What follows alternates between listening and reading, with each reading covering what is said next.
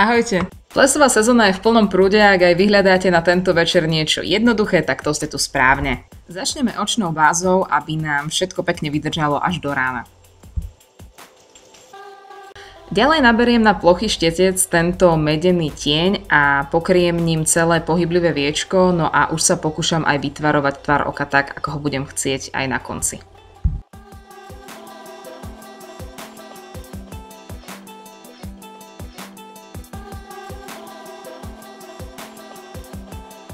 Ďalej si na rovnaký štetec nanesiem túto hnedozelenú farbu a dám ju do vnútorného kútika oka a iba jemne ju zastracam smerom dovnútra, ale dávam si pozor, aby som ju nemala viac ako na polovici viečka.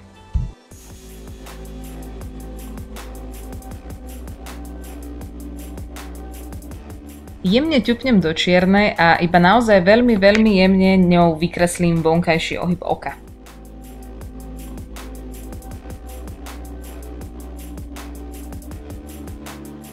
Na blendenie použijem túto tmavšiu hnedu a dovolím si ňou zájsť aj trošku vyššie k obočiu.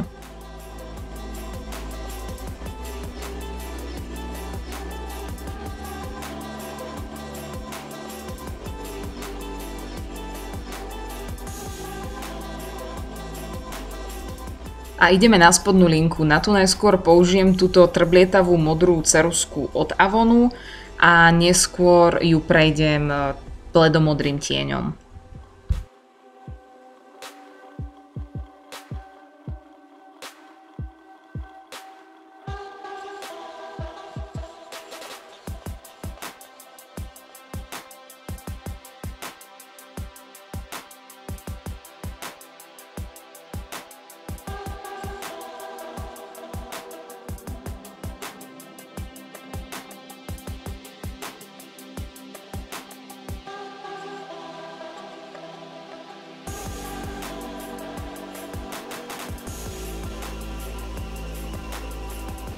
Pri takomto líčení linky samozrejme nesmú chýbať, ja dnes použijem tieto gelové od Maybelline, no a ich tvar a hrúbka je samozrejme na vás.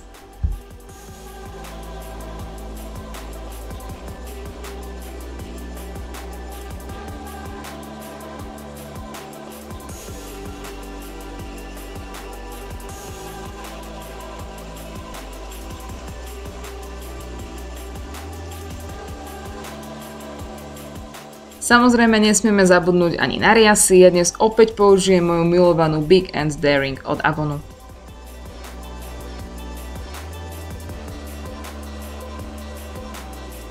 A vrhám sa na kontúrovanie, dnes si dovolím vykontúrovať trošičku viac a aj na miestach, kde to bežne nerobím, začnem samozrejme okrajmi tváre, pod lícnymi kostiami, no a vykontúrujem trochu aj miesto pod sánkou, aby som ju mala viac definovanú a trošku aj bradu a nos.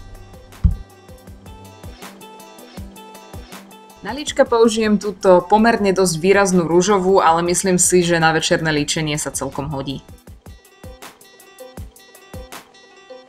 Samozrejme nesmieme zabudnúť ani na rozjasňovač, no a ja ho dnes dám na vršok lícnych kostí a aj trošku pod obočie a trošku do vnútorného kútika, aby mi rozjasňovač pekne otvoril oko.